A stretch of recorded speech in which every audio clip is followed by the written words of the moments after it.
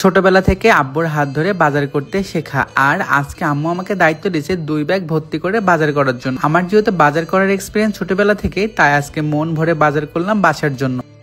আসসালামু আলাইকুম, সবাই কেমন আছেন? বেশ কয়েকদিন পর পর বাসায় আসা হচ্ছে এবার, তবে এইবার একটু কাজের জন্যই বাসায় লং টাইম থাকা হবে। তাই বাসায় আসার সঙ্গে সঙ্গে আম্মু আমাকে দায়িত্ব দিয়েছে 2 ব্যাগ ভর্তি করে যেন আজকে আমি বাজার করি। আম্মা আমাকে এত বড় একটা দায়িত্ব দিয়েছে, আমি কি না করে পারি? ছোটবেলা থেকে আমার আব্বুর হাত ধরে বাজার করতে শেখা, তাই বাজার করতে আমার অনেক বেশি ভালো লাগে। আর কোন জিনিসটা ভালো, কোন জিনিসটা খারাপ, বা কোনটার কিরকম দাম, এই এক্সপিরিয়েন্সটা আমার অনেক বেশি ভালো। তবে শহরের বাজারের তুলনায় গ্রামের বাজারের একটু বৈচিত্র্য অন্যরকম। গ্রামের বাজারের গুলো অনেক খোলামেলা থাকে। গ্রামের বাজারে যে শাকসবজি বা যে জিনিসই পাওয়া যায় না কেন, একদমই অথেন্টিক বলতে পারা যায়, যে একদম ফ্রেশ খাবার। গ্রামের মানুষ এই জন্য শহরের মানুষের থেকে অনেক বেশি শক্তিশালী এন্ড পরিশ্রম, শুধুমাত্র ফ্রেশ খাবার খাওয়ার জন্য। আমি আজকে বাজারে আসছি, আর বাজারে আসার পরে দেখি রুই মাছ, আর রুই মাছ আমার অনেক বেশি পছন্দ, তাই বড় বড় কয়েকটা রুই মাছ নিয়ে নিচ্ছি। আমার যেহেতু দায়িত্ব দিয়েছে যে 2 ব্যাগ ভর্তি বাজার নিতে হবে, তাই আমি চেষ্টা করতেছি যেটা দিয়েই হোক না কেন 2 ব্যাগ ভর্তি বাজার করতে। বাজারে মাঠের অনেক খোলা মাছ পাওয়া যাচ্ছিল, মানে কই মাছ, শিং মাছ, যেগুলো দেশি মাছ। সেই মাছগুলো কিনতে কিনতে আমার আগে অন্যজন কিনে নেয়, যার জন্য ওই মাছগুলো কেনা হয় না। এরপরে আমার পছন্দের আরো একটা মাছ, সেটা হলো তেলাপিয়া। তাই ভাবলাম তেলাপিয়া মাছও 2 কেজি নিয়ে নিই। বাসায় যেহেতু লং টাইম থাকবো, আর আমার বাসায় অনেক গেস্ট আসবে, মানে আমার বোন দোলা ভাইরা আসবে, ভাগনা ভাগ্নি, অনেক মানুষ, তার জন্য একটু বেশি পরিমাণে সবকিছু কিনে নিচ্ছিলাম, যেন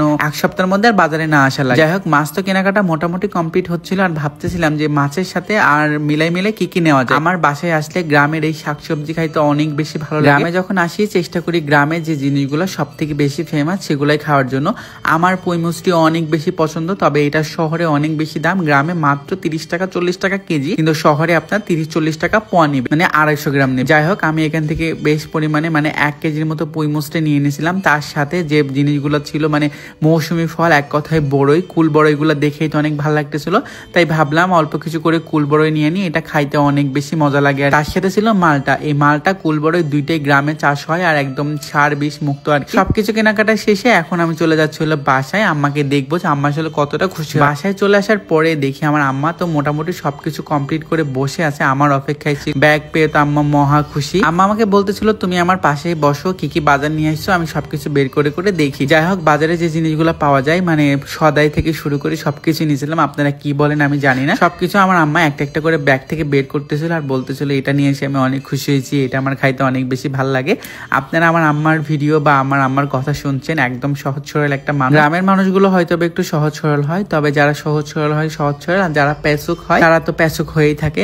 সব ধরনের মানুষই আসলে সব জায়গাতেই থাকে। আমার আম্মার বড়ম্ম সবগুলো মাছ বের করতেছিল, আর কি মাছগুলো আমার আম্মার নাকি অনেক বেশি পছন্দ হয়েছে। আমি বাজারে গেলে টাটকা টাটকা মাছ কিনতে পছন্দ করি, আর এই মাছগুলো কিন্তু একদম টাটকা ছিল। আমার আম্মা উঁচা করে করে সবাইকে দেখাচ্ছিল যে দেখো আমার ছেলে কত সুন্দর মাছ নিয়ে আসছে, বাজার করে নিয়ে আসছে। আমি তো অনেক খুশি। যাই হোক, আব্বা আম্মুকে খুশি রাখতে পারে নিজেকে অনেক বেশি ভাগ্যবান মনে হয়। বেঁচে আছেন, তাদের পাশে থাকেন, আর তাদের দোয়াটা জীবনে অনেক বেশি দরকার। সবাই ভালো থাকেন, সুস্থ থাকেন, আল্লাহ হাফেজ।